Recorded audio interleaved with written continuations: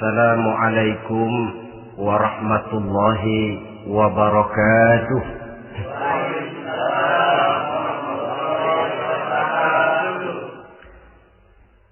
Alhamdulillahi rabbil alamin.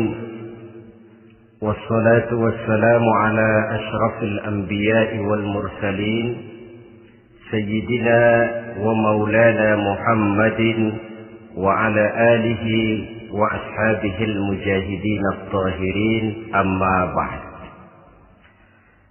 Saudara hadirin kaum muslimin rahimakumullah.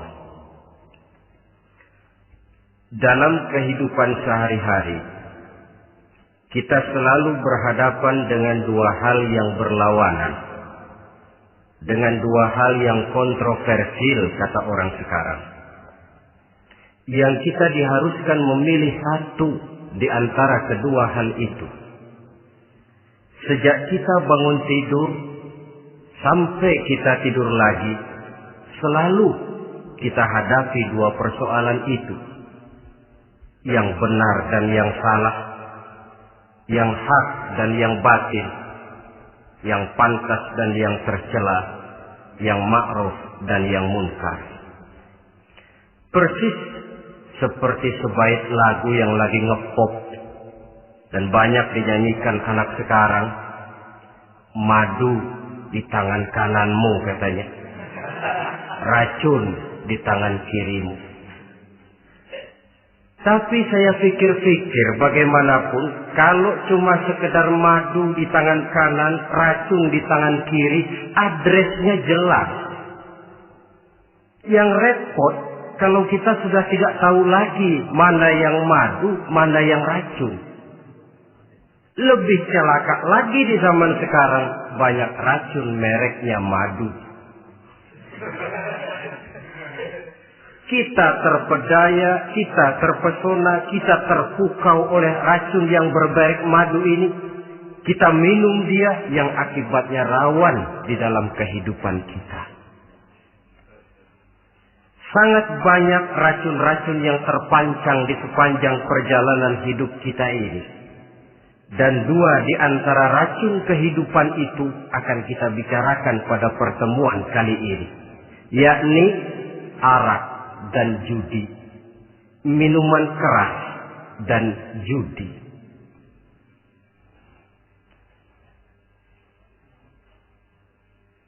Sebagai yang kita maklum bahwa Islam bertujuan memelihara kemuliaan manusia yang diciptakan fi ahsani taqwim, dalam bentuk yang paling sempurna.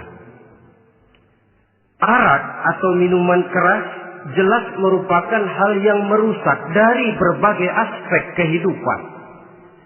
Entah kesehatan tubuh, entah pertumbuhan akal, ketentraman rumah tangga, ketentraman masyarakat, bangsa dan negara. Cobalah sejenak kita adakan penyelidikan. Kalau masuk kita ke dalam penjara, melihat sel-sel di sana, berapa banyak yang mendekam di sel karena urusan minuman keras. Masuk kita ke rumah sakit, berapa banyak yang dirawat akibat minuman keras, akibat stres yang dialaminya. Berapa banyak rumah tangga berantakan, berapa banyak pembunuhan terjadi, pemerkosaan terjadi akibat daripada minuman keras ini. Yang paling ironi kalau dia sudah menyerang anak-anak muda kita. Padahal kita tahu remaja, pemuda adalah bentuk miniatur daripada kehidupan suatu bangsa. Akan bagaimana warna Indonesia 20, 30, 40 tahun yang akan datang, remaja dan pemuda kita jawabannya. Bahkan dari segi agama pun, akan bagaimana warna Islam di Indonesia 20, 30 tahun yang akan datang, remaja itu pula jawabannya. Karena itu, tidak terlalu berlebihan kalau saya berkata bahwa untuk menghancurkan Islam di Indonesia ini, tidak perlu menghancurkan pondok pesantren, tidak perlu menutup masjid, melarang pengajian, menyegel musola, tidak perlu. Untuk menghancurkan Islam di Indonesia cukup dengan meracuni remaja, pemuda-pemudi Islam di Indonesia. Kalau mereka sudah diracuni, dijauhkan dari agamanya, masalahnya tinggal menunggu pergantian generasi. Maka yang jadi pilot proyek jelas remaja, pemuda, termasuk dengan menanamkan pengaruh minuman keras. Ditanamkan ke tengah remaja kita ini untuk jauh dari tuntunan agama. Hei pemuda-pemuda Islam, kalau kau mau jadi pemuda modern, jangan dekat-dekat ke masjid. Masjid khusus 60 tahun ke atas. Sepertinya di depan masjid itu ada papan pengumuman masjid khusus 60 tahun ke atas. Baca Quran kolot. Seiring dengan itu lalu modernisasi diartikan dengan westernisasi. Kau tidak akan bisa jadi pemuda modern sebelum semua yang datang dari barat kau telan mentah-mentah. Kau harus bisa bergaul seperti orang barat, berumah tangga macam orang barat, makan minum seperti orang barat. Kalau nyanyi lagu barat yang orang lain gak ngerti, kamu juga gak tahu.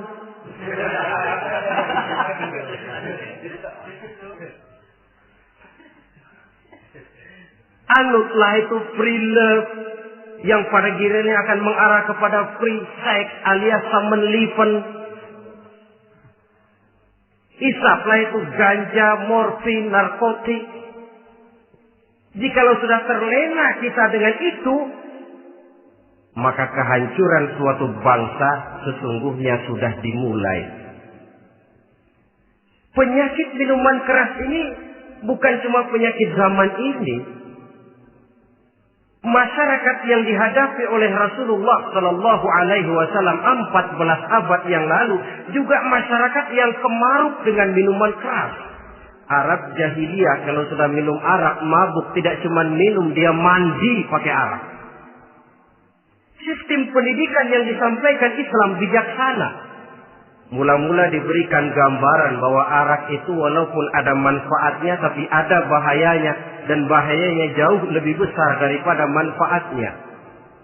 Tahap kedua diberikan pesan jangan mendekati sholat dalam keadaan mabuk. Padahal sholat 1 hari 1 malam 5 kali artinya makin jauh saja dia dari arak itu. Pada saat kondisi iman sudah memungkinkan barulah turun vonis bahwa arak itu najis, perbuatan setan, jauhi.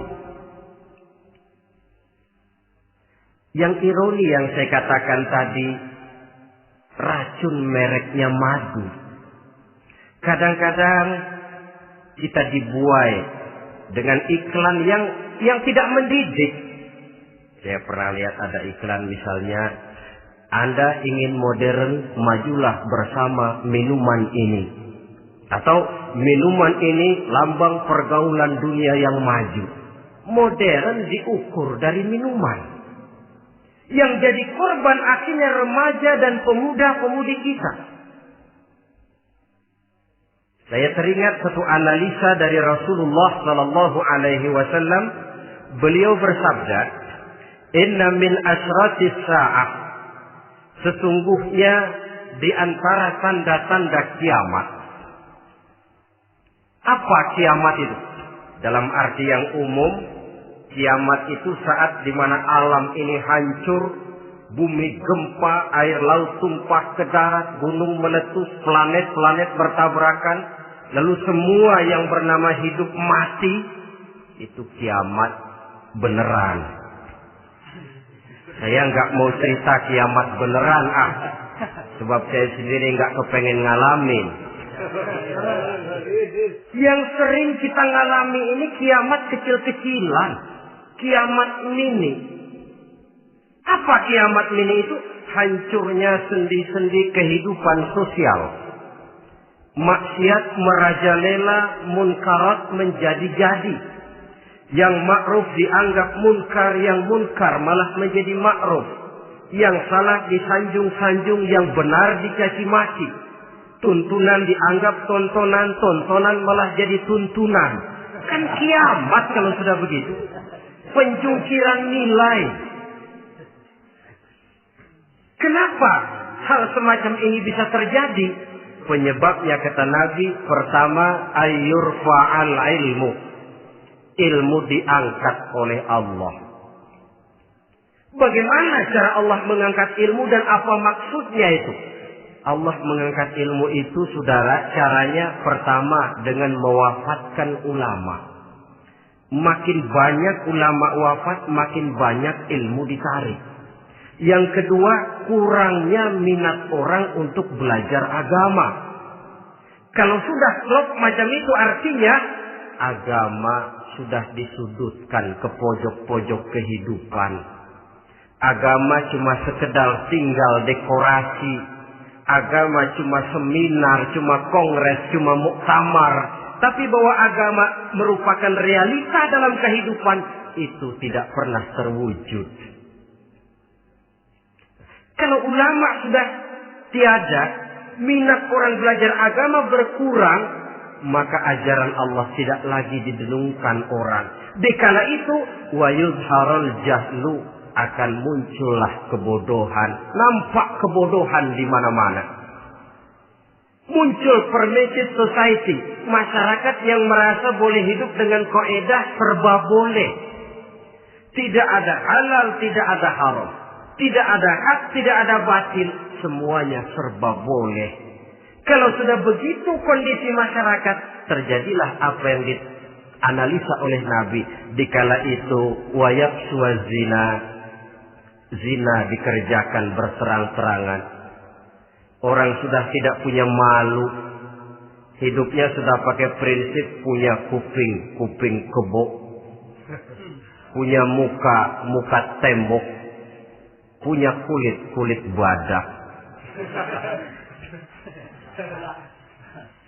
Kalau juga dikasih tahu, malu dong kau tinggal serumah belum nikah. Malu sama siapa? Masyarakat. Allah, masyarakat cuek aja.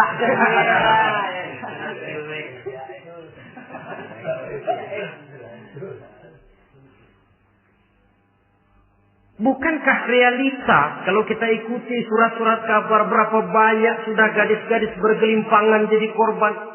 Berapa banyak bayi-bayi yang lahir ke alam ini tanpa harus tahu kemana dia mesti manggil bapak.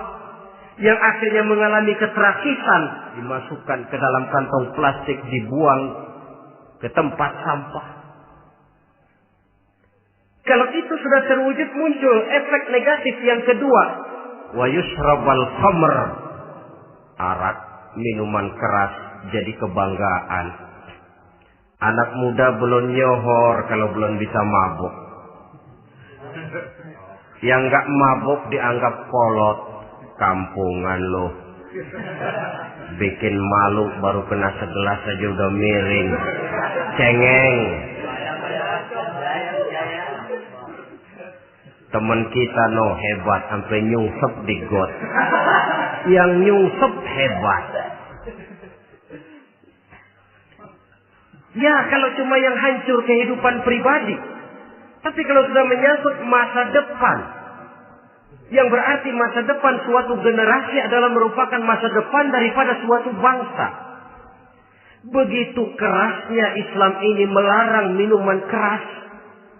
Sampai bukan cuma sekedar meminumnya saja yang diharamkan, tetapi juga dilarang mengimportnya, memproduksinya, membuka warung yang menjual minuman keras atau bekerja di tempat penjualan minuman keras. Ada juga yang nyerempet-nyerempet, Pak, kalau sedikit kan nggak apa-apa, nggak mabuk ini. Nah, saya ingatkan hadis Nabi diriwayatkan oleh Imam Ahmad, Abu Daud dan Tirmidzi. Nabi bersabda, "Ma askara katsiruhu faqaliluhu haramun." Apa yang banyaknya menyebabkan mabuk, sedikitnya pun tetap haram hukumnya. Memang barangkali mungkin ada manfaatnya, tetapi bahayanya jelas lebih besar ketimbang manfaat yang bisa timbul daripada jenis minuman keras itu sendiri. Dalam hadis lain Nabi pesankan, "Man kana yu'minu billahi wal yaumil akhir fala yaq'udu ala ma'idatin taduru 'alaiha al-khamru.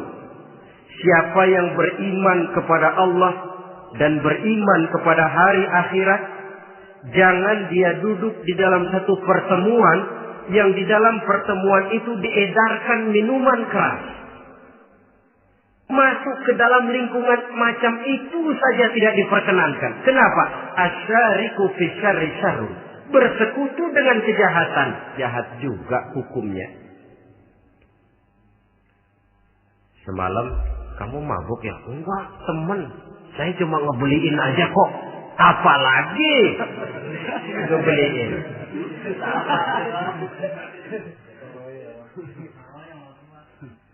Sebab apa? Dalam keadaan mabuk, orang tidak lagi bisa berpikir secara logik. Daya kontrol hilang, artinya perbuatan sudah tidak terkontrol lagi. Yang pertama. Yang kedua, IQ tidak akan tumbuh dan berkembang secara normal seperti yang kita harapkan. Yang ketiga, harga diri akan runtuh hancur di tengah masyarakat. Bayangkan kalau tengah malam kita digotong orang diantar ke rumah kita. Dengan kondisi macam itu masih punya muka kita untuk tegak di tengah masyarakat. Masih punya harapan kita untuk tumbuh menjadi pemimpin. Sementara orang terkenang, ini kan yang kemarin malam gua gotong, dia lagi mabuk. Harga diri, kepribadian. Jangan lupa saudara, kita hidup di tengah masyarakat. Masyarakat itu punya hukum yang tidak tertulis, tapi lebih kuat dan lebih kejam daripada hukum tertulis. Orang bilang, sekali arang tercoreng di dahi, seumur hidup orang akan tetap ingat. Makanya Rasulullah dalam hadis memberikan tamsil untuk adik-adik remaja muslim ini, masalul mu'min kamasalin nahli. Perumpamaan orang yang beriman itu persis seperti tawon. Mentalitas orang mukmin persis tawon. Apa mentalitas tawon? Kalau kita ngaji bab tawon, kita renungi apa keistimewaan tawon. Saya lihat-lihat, ternyata tawon itu punya 4 keistimewaan. Pertama, tawon itu yang dihisap selalu saripati bunga. Bagus makanannya. Belum pernah tawon keliru makan. Saya belum pernah dengar kok ada tawon makan tahu.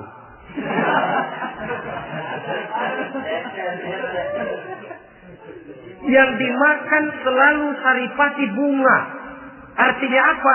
Orang mukmin perutnya itu perut selektif. Yang dimakan yang baik-baik, yang diminum yang baik-baik. Yang baik menurut agama itu adalah yang halal, thayyibat. Perutnya selektif, bukan perut asbab. Kalau asbab puntung apa saja masuk ke dalamnya. Tapi mukmin perutnya ini selektif. Daging kambing masuk, tahu masuk, kangkung masuk, kodok minggir. Air kelapa minum, kopi minum. Tapi kalau sudah berbau minuman keras, minggir. Sebab apa? Makanan dan minuman yang kita masukkan ke dalam perut besar ini akan digiling dalam perut besar,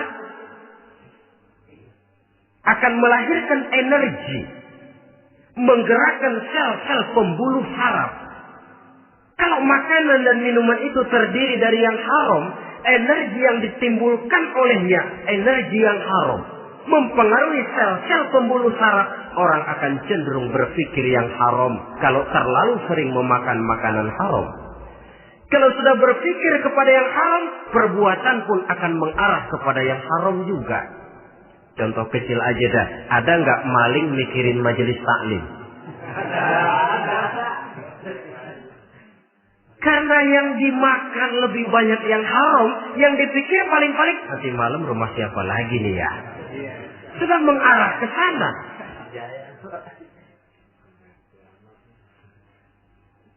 Saripati bunga yang dimakan tawon itu. Lalu tawon yang kedua saya lihat yang dikeluarkan selalu madu. Artinya apa orang mukmin itu? Kalau dia berkata, perkataannya mengenakan orang. Kalau dia berbuat, perbuatannya membawa manfaat bagi orang. Kalau kakinya melangkah tentu ke tempat yang ada gunanya. Yang dikeluarkan madu, bukan racun. Indah tawon itu. Yang ketiga tawon saya lihat, kemanapun dia hinggap, tidak ada dahan patah. Artinya apa? Orang mukmin dimanapun dia tinggal, kemanapun dia pergi, pantang jadi biang kerok buat lingkungannya. Pantang menimbulkan kerusuhan dan keonaran. Tidak ada cabang patah dimanapun tawon hinggap. Tapi juga yang keempat, saya lihat-lihat tawon itu, jangan coba-coba diusik. Satu kali dia diusik, kemana orang lari? Nyilem masih ditungguin. Tawon. Tapi kalau nggak diusik, nggak ada tawon usil ke pasar nyariin orang. Ketika dia diusik, inilah saatnya saya harus mempertahankan kehormatan diri saya. Dia pun bangkit. Artinya apa? Orang mukmin tidak boleh nyari-nyari musuh. Tapi ketemu musuh tidak boleh lari. Musuh jangan dicari. Bertemu pun jangan lari. Mentalitas orang mukmin seperti tawon. Yang dimakan baik. Yang dikeluarkan baik.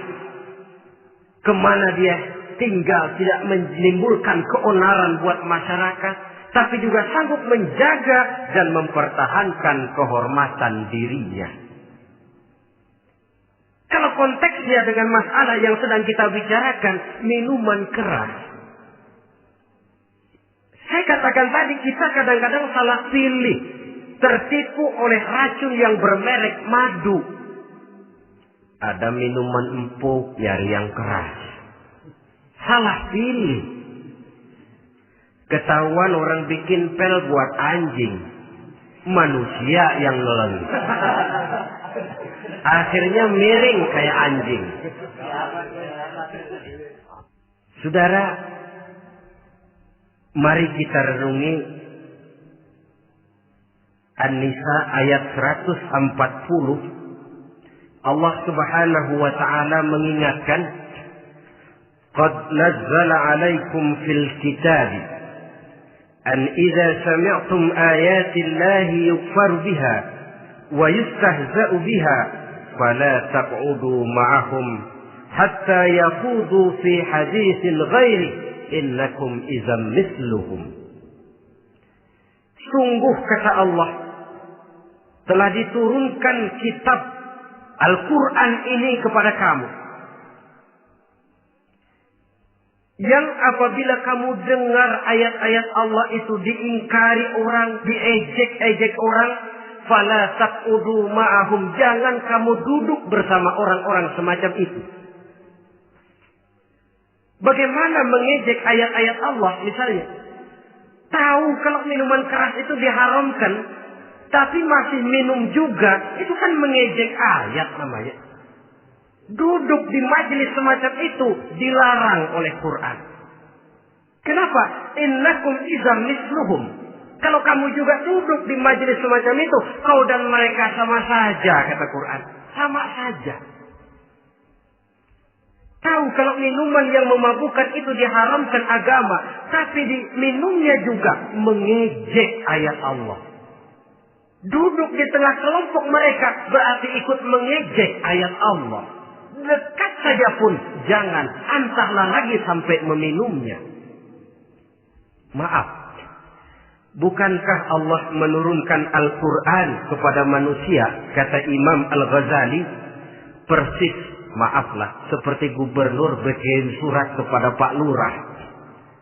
Dalam suratnya Pak Gubernur bilang, Pak Lurah, tolong carikan tanah di daerah Kebayoran untuk sekolah 6.000 meter.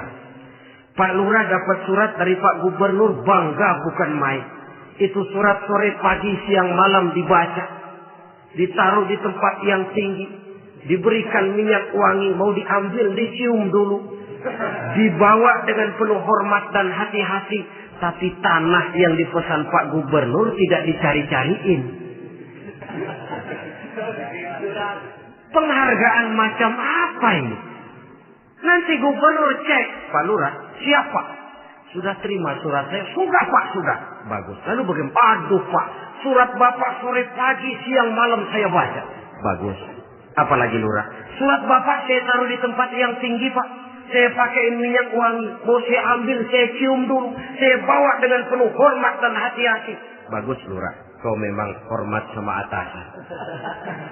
Cuman Lurah, tanahnya udah dicariin belum? Nah yang itu belum tuh Pak. Belum. Kata Gubernur, bagus Lurah. Besok berhenti lo ya.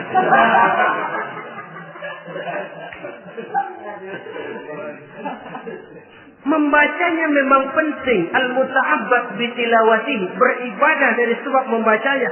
Tapi setelah kita baca, kita tahu isinya. What next? Mau apa kita dengan isinya itu? Jangan yang kita baca, kita injak-injak. Itulah ironinya. Bagaimana Quran itu mau membawa keberkahan dalam hidup ini. Kalau yang kita baca sering kita injak-injak. Dalam kehidupan kita baca ayat. Wa ahallallahu al-bai'a wa harrama riba. Allah halalkan jual beli, Allah haramkan riba, tapi renten ditelan terus.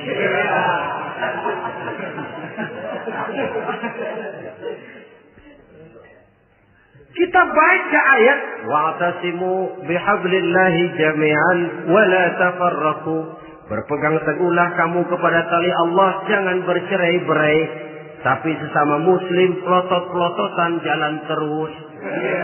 Janganlah yang sesama muslim kadang-kadang yang mengklaim dirinya sebagai pemimpin Islam kelihatannya juga sikut-sikutan jalan terus.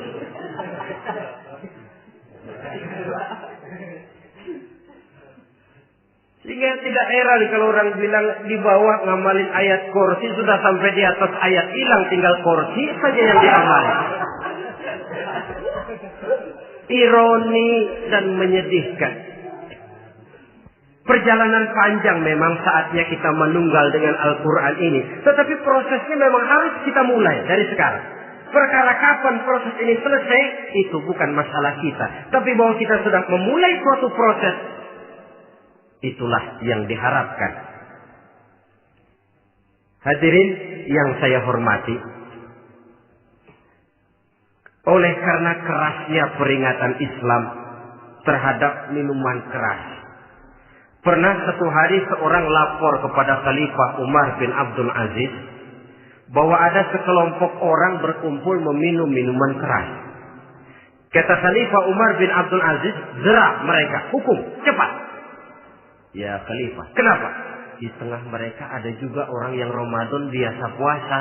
Begitu, iya, yang biasa puasa duluan hukum. Kenapa? Mengerti memang lebih besar resikonya daripada tidak mengerti. Kalau yang tidak mengerti dilatar belakangi oleh kebodohan, barangkali masih bisa ditolerir, masih bisa dimaklumi. Ini toh sudah tahu mau puasa, kenapa berkumpul di majelis yang ada minuman keras? Tapi memang kelompok ini kan memang selalu ada. Kita lihat dalam masyarakat itu kan ada 4 kelas. Pertama, ada orang yang tahu perintah dan tahu larangan. Ini the first class, kelompok terbaik. Perintah tahu, dia kerjakan. Larangan tahu, dia jauhi. Ini orang terbaik. Yang kedua, ada orang tahu perintah tapi tidak tahu larangan. Perintah tahu, larangan tidak tahu. Sholat mau, puasa mau, zakat fitrah bayar, nyolong mau, mabuk ayo. Perintah tahu tapi larangan tidak tahu, akhirnya semua dikerjain. Barangkali yang rada bingung malaikat bagaimana nyatatnya ini, kotor absen. Gelas yang ada di hadapan saya ini, kalau semua diisi air putih macam ini, kan jelas bisa diminum orang. Kalau semua diisi bensin, jelas bisa diminum motor. Tapi kalau separuh diisi air putih, separuh diisi bensin, kacau. Kalau gelas yang ada di hadapan saya ini sepenuhnya diisi air putih, jelas bisa diminum orang. Kalau sepenuhnya diisi bensin, juga jelas bisa diminum motor. Yang repot kalau separuh diisi air putih, separuh diisi bensin. Kacau statusnya. Orang minum mabuk, motor minum pun mogok. Dijual juga tidak laku barang campuran. Inilah makna pernyataan Allah, wala talbisul haqqa bil batil. Jangan kamu campur adukan antara yang hak dan yang batil. Perintah dikerjakan, larangan pun dikerjakan juga. Kelompok ketiga, ada pula manusia yang tahu larangan tapi tidak tahu perintah. Larangan tahu tapi perintah tidak tahu. Jahat sama tetangga tidak. Mencuri tidak. Mabuk tidak. Zina tidak. Sholat tidak. Puasa tidak. Polos. Semua serba tidak. Dan yang terakhir kelompok keempat, perintah tidak tahu, larangan pun tidak tahu. Ini masuk kelompok makhluk gratis. Misalnya kambing, ayam, kerbau, itu kan makhluk-makhluk yang memang perintah tidak tahu, pun larangan juga tidak tahu. Nah, dalam hubungannya dengan ini, saya mengajak, marilah kita berusaha sekuat mungkin menjauhkan diri dari minuman keras yang jelas bahayanya dengan hidup tidak jauh dari bimbingan agama. Hadirin kaum muslimin rahimakumullah. Kawan seiring dan sejalan dari minuman keras, judi namanya. Saudara kembar barangkali. Yang satu sering menimbulkan yang lain, tetapi bukan tak jarang keduanya berjalan berdampingan. Posisi judi dan arak ini dalam Quran sama bahayanya. Apa sebab? Mentalitas judi adalah mentalitas sirkel, lingkaran setan. Artinya,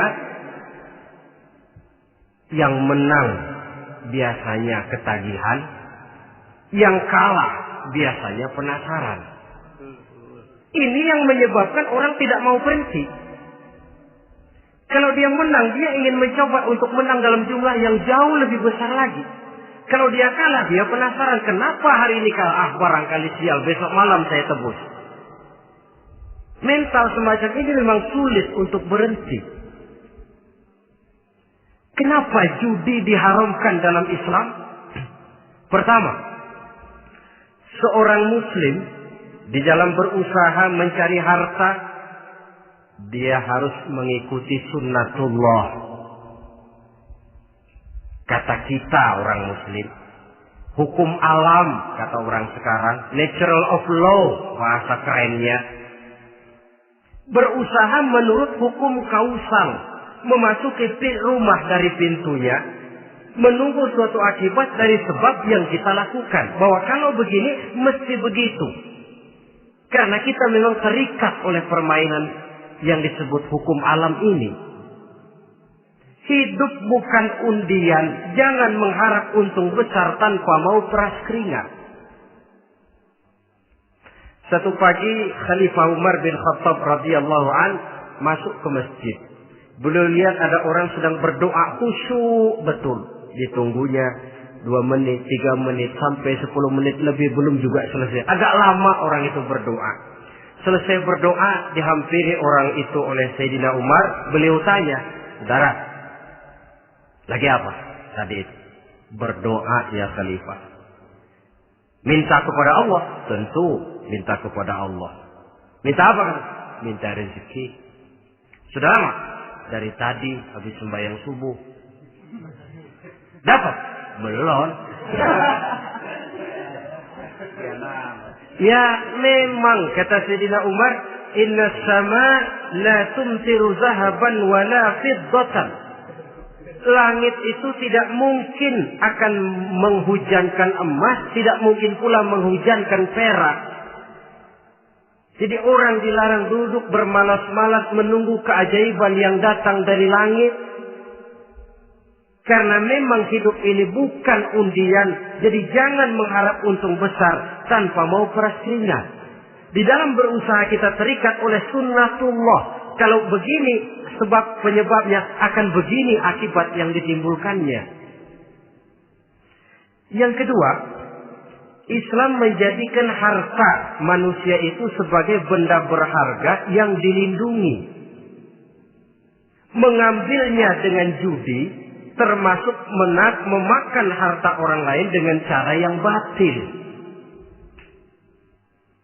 Yang ketiga, judi itu sendiri dapat menimbulkan permusuhan dan pertentangan antara para pemain itu sendiri. Meskipun kelihatannya kompak duduk dalam satu meja yang saling berhadap-hadapan, yang kalah kelihatannya pasrah, tetapi kan itu cuma kulit permukaan. Batinnya bagaimanapun juga yang kalah itu tetap mendendam. Sedangkan yang kalah di samping mendendam juga mengomel, mencaci mungkin. Ya lawan bermainnya, ya mungkin juga dirinya sendiri. Dan yang keempat, judi itu merusak aktivitas hidup. Membuat orang membuang waktu dengan tidak terasa, dan yang pada gilirannya melupakan orang kepada tanggung jawab. Wah, kalau sudah memegang kartu, konon kabarnya, saya sendiri alhamdulillah belum pernah, lupalah orang anak, lupalah orang kepada istri, lupalah orang kepada tanggung jawab. Waktu pun berlalu tanpa terasa. Apalagi kalau sudah diiming-iming oleh gambaran akan memperoleh keuntungan yang besar. Termasuk di dalam judi itu undian, apapun namanya.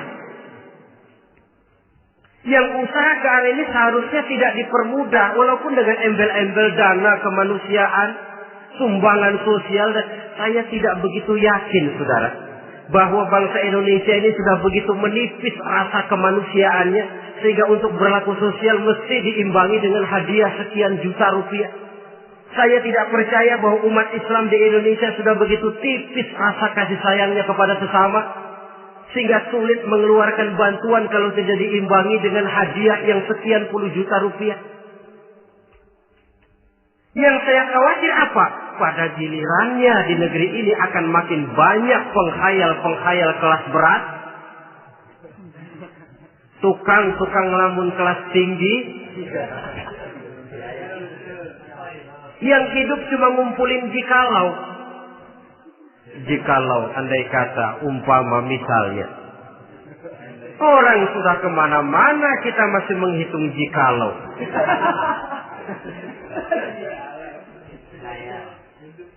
Orang boleh saja mengharap burung terbang tinggi, tapi punai di tangan jangan dulu dilepas. Artinya idealisme silahkan terbang setinggi langit, tapi kaki harus tetap berpijak di alam realita. Bahwa memang lebih baik makan singkong dalam kenyataan daripada makan roti tapi ngimpi.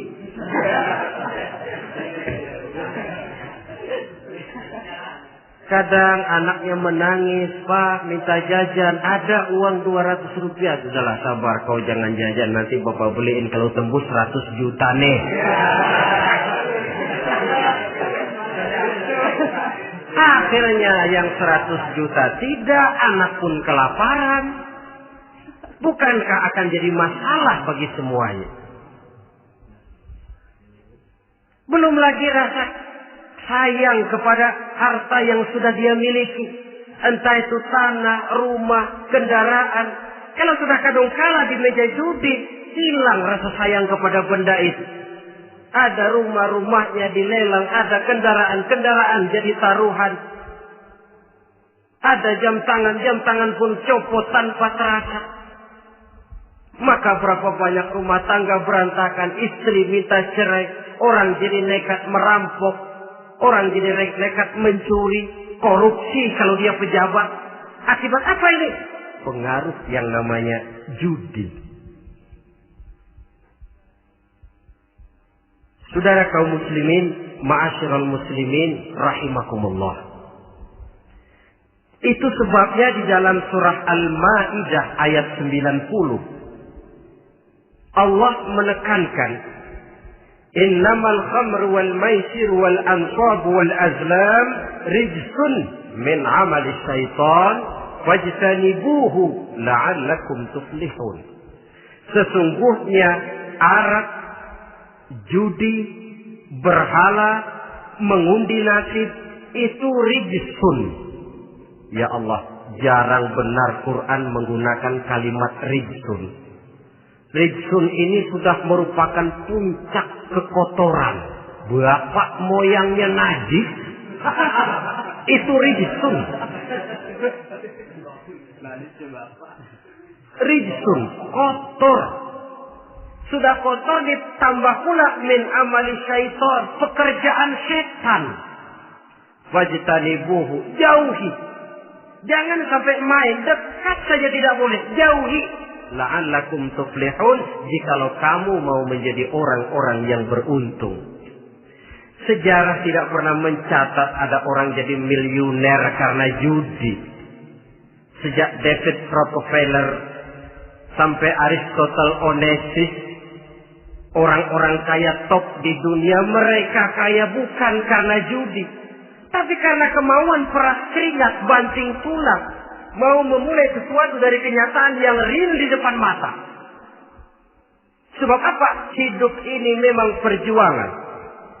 Janganlah kita ingin hidup dengan satu prestasi, ingin tetap hidup seperti apa adanya sekarang ini saja, toh kita harus berjuang. Apalagi ingin hidup lebih baik, lebih terhormat, lebih mudah. Hidup perjuangan. Perjuangan berarti pengorbanan. Berani hidup artinya berani berjuang. Berani berjuang maksudnya rela berkorban. Takut berkorban, jangan berjuang. Tidak mau berjuang, berhenti hidup. Itu logika. Dan bagaimanapun saya yakin lebih baik berkorban daripada menjadi korban. Kalau sekarang kita berkorban, peras keringat, banting tulang, berusaha secara sunnatullah untuk menghidupi anak, istri, keluarga,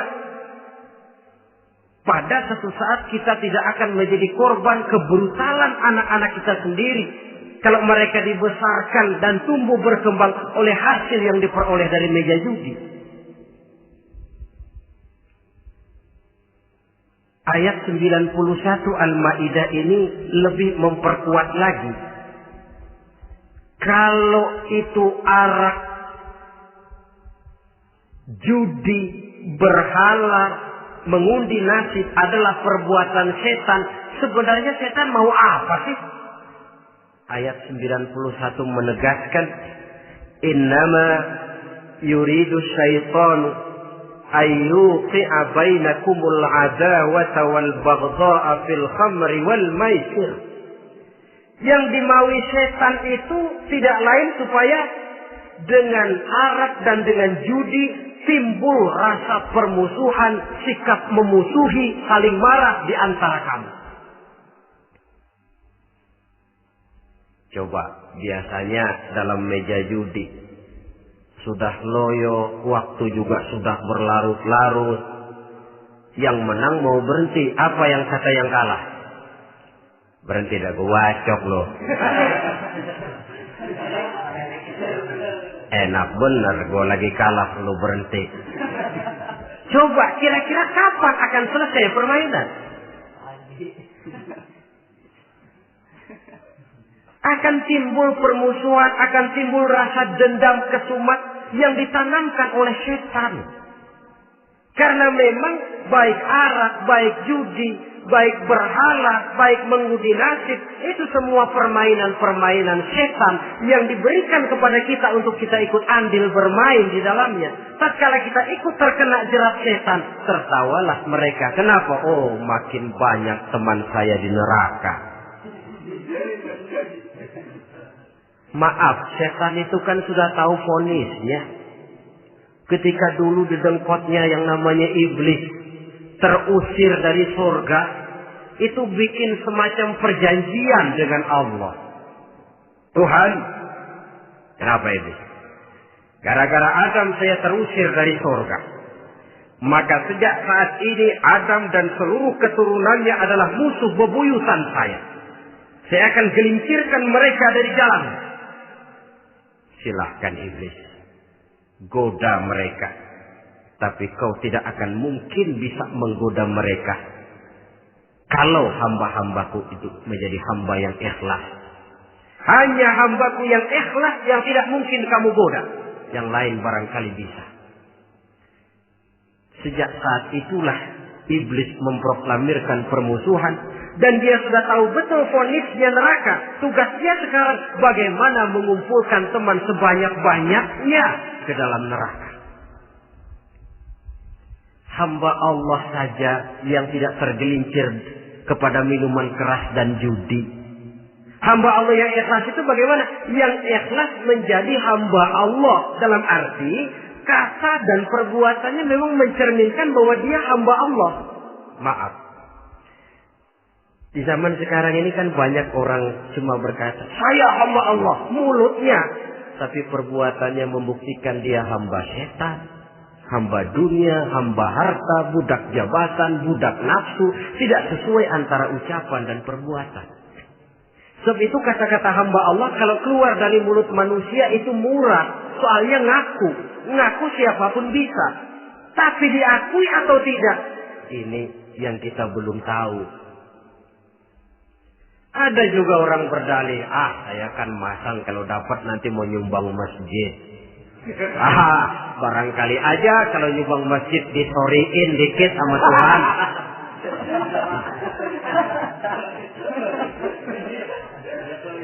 Apa bisa begitu? Saudara, kita tidak mungkin mencuci kain dengan air najis. Innallaha thayyibun, kata Nabi, la yaqbalu illa thayyiba.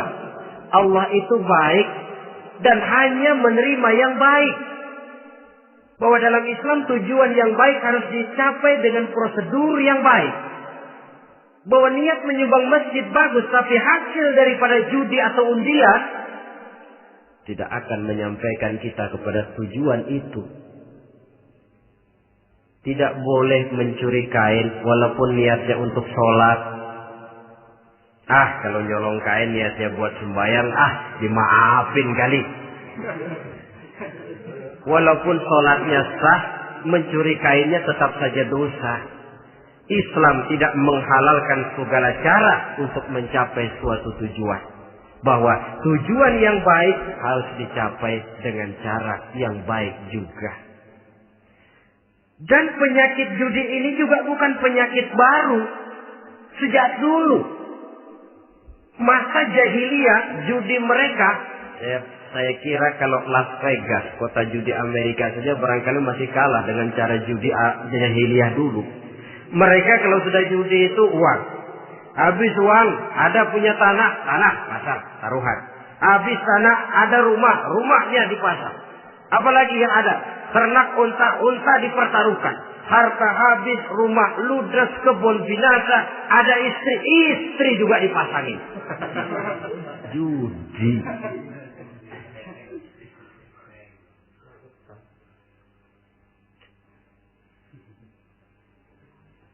Kita sebagai muslim oleh Al-Quran dijelaskan orang yang mempunyai dua tujuan hidup.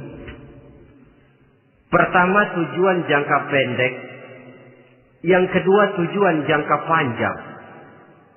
Tujuan jangka pendek dunia dan seluruh isinya. Tujuan jangka panjang adalah akhirat dan ridho Allah. Ini yang terpantul dalam doa setiap kita. Rabbana atina fid dunya hasanah wa fil akhirati hasanah. Tercapai tujuan jangka pendek fid dunya hasanah dan tujuan jangka panjang wa fil akhirati hasanah. Untuk mencapai tujuan jangka pendek, merangkul dunia dan seluruh isinya, apa yang jadi modal utama? Pertama, pendidikan. Makin tinggi jenjang karier pendidikan yang kita tempuh, rasa-rasanya makin mudah menjangkau dunia dan isinya. Yang kedua, pengalaman. Tenaga expert masih tetap diperlukan. Makin banyak pengalaman, makin mudah menjangkau dunia. Yang ketiga, dan ini ada tapi tidak bisa dijadikan pegangan, faktor nasib. Faktor kebetulan. Ada, tapi tidak bisa dijadikan pegangan mutlak. Pendidikan, pengalaman, ingin menjangkau fid dunya hasanah. Ini modal utama. Lalu untuk mencapai fil akhirati hasanah, prestasi ibadah. Bagaimanapun tinggi pangkat dan jabatan kita, bagaimanapun banyak gelar kita sandang, tanpa prestasi ibadah, nol besar kita dalam pandangan Allah. Itu sebabnya kita sholat. Jadi tidak beralasan kalau orang ditanya, kenapa sih kamu nggak sholat? Tetangga saya sholat melarat terus. Memang sholat itu bukan untuk mencari uang kok. Kalau ada orang yang rajin sholat, rezekinya kelihatan lancar, itu cuma sekedar persekot. Uang muka, cashnya tetap di akhirat nanti. Efeknya apa? Karena kita punya tujuan jangka panjang, mengharap ridho Allah di akhirat. Cara kita mencapai tujuan jangka pendek dibatasi oleh pertanyaan, Allah ridho apa enggak? Kita cari uang, tapi pertanyaan pokok, Allah ridho enggak cara ini? Kita mengejar kedudukan, tapi Allah ridho enggak dengan cara ini? Ini yang menyebabkan kita lantas tidak lalu menghalalkan segala cara. Yang penting tujuan tercapai cara apapun halal. PKI. Kan cuma PKI yang berprinsip asal tujuan tercapai cara apapun halal. Dan kita sudah sepakat PKI dan seluruh ajarannya tidak berhak hidup di bumi Pancasila ini. Cuma jangan sekedar PKI-nya dikutuk tapi ajarannya dipakai.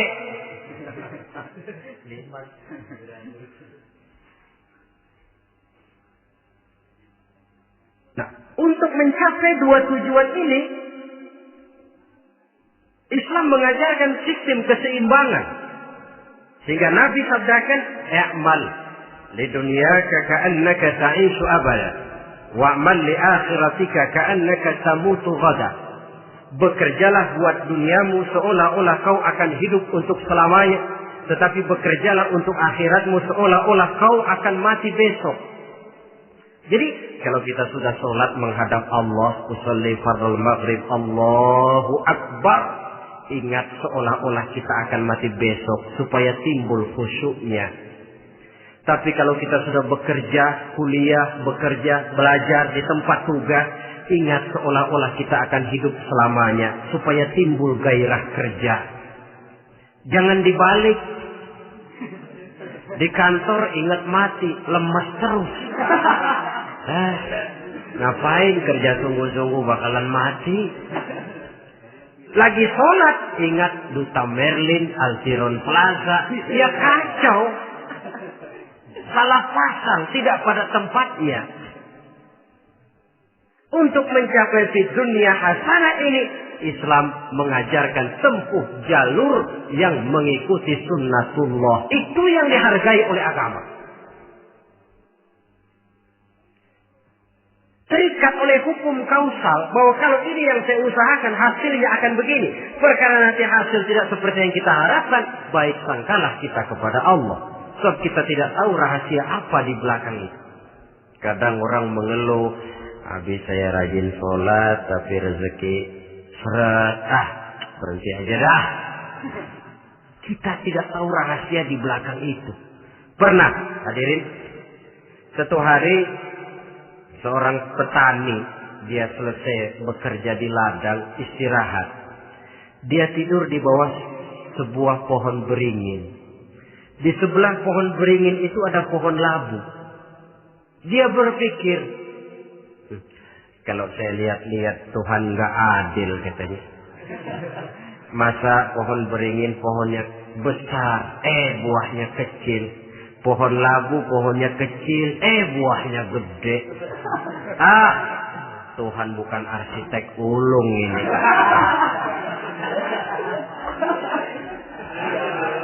Mestinya supaya enak dilihat, beringin yang pohonnya besar buahnya sebesar buah labu.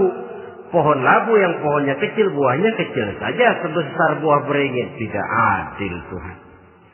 Baru dia selesai berpikir Tuhan tidak adil, jatuh sebutir buah beringin tepat menimpa hidungnya. Dia terkejut. Astagfirullahaladzim. Kalau begitu saya sadar katanya, Tuhan benar-benar adil. Coba kalau buah beringin segede buah labu. Waduh, kayak apa muka saya ini?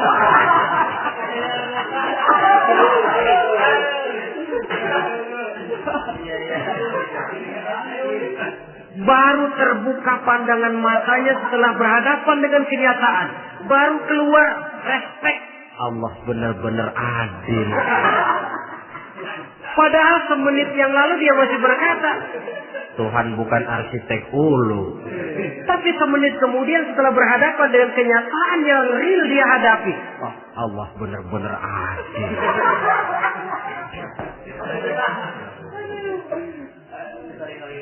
Itulah kehidupan ini.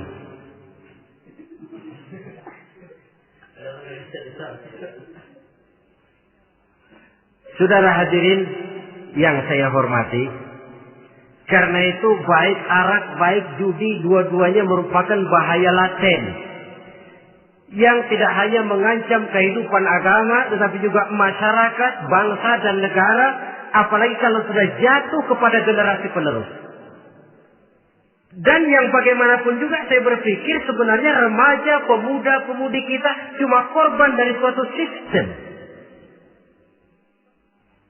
Sebab ini merupakan tanggung jawab bersama.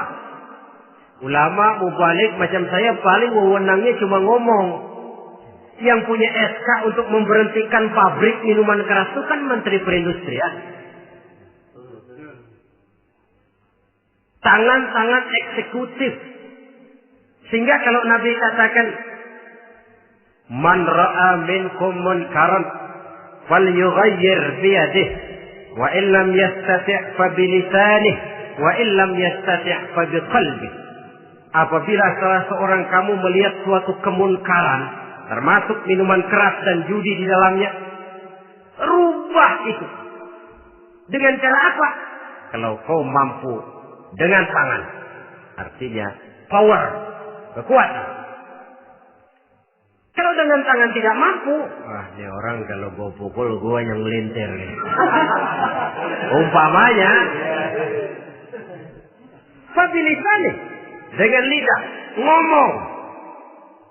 Mas, saya senang sampean tinggal di sini, kampung kami tambah warga, tapi tolonglah jangan bawa pengaruh yang tidak baik. Kalau ternyata bicara pun tidak berani, fabiqalbi, cukup dalam hati, sekurang-kurangnya tidak ikut membenci kemungkaran dalam hati, itulah kadar iman yang paling lemah. Ini secara umum. Tapi kalau hadis ini kita mau adakan semacam, katakan description of job, bahasa kerennya, kita adakan pembagian tugas. Siapa yang harus merombak kemungkaran dengan power? Penguasa, pemerintah, sebab dia punya aparat. Siapa yang merombak kemungkaran dengan lidah? Ulama, kiai, mubalik, ngomong.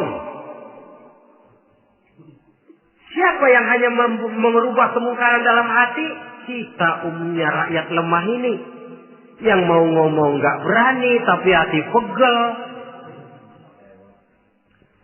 Nah, kalau sudah ada pembagian tugas semacam itu, insya Allah masing-masing akan berjalan pada relnya, dan pada akhirnya selamatlah kita, bangsa Indonesia, umat Islam pada khususnya, dari bahaya, baik bahaya minuman keras maupun bahaya judi. Menyelamatkan bangsa dan yang lebih lagi menyelamatkan masa depan kita. Sekianlah saudara pertemuan kita pada saat ini. Mudah-mudahan ada manfaatnya. Terima kasih atas segala perhatian. Mohon maaf atas segala kekurangan. Usikum wa nafsi bitaqwallah. Wassalamualaikum warahmatullahi wabarakatuh.